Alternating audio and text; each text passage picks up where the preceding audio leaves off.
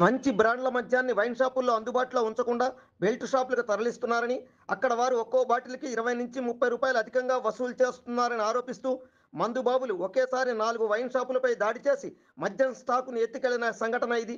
తెలంగాణ రాష్ట్రం భద్రాద్రి కొత్తగూడెం జిల్లా టేకులపల్లిలో జరిగిన ఈ ఘటనలో పురుషులతో పాటు మహిళలు మరీ పోటీపడి బాటిళ్లను ఎత్తుకెళ్లినట్టు తెలుస్తోంది.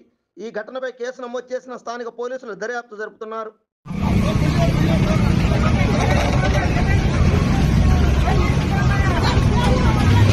మాకేమీరా మామూలు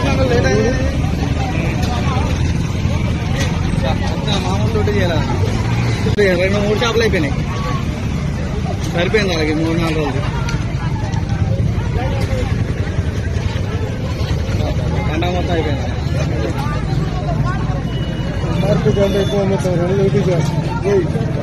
నువ్వు రారా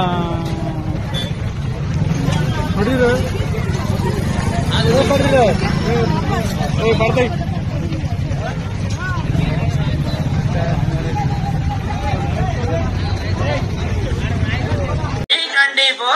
వెలది న్యూస్ ఛానల్ అందరూ చూడండి, ఆనందించండి, లైక్ చేయండి, షేర్ చేయండి, సబ్స్క్రైబ్ చేయడం మర్చిపోకండి.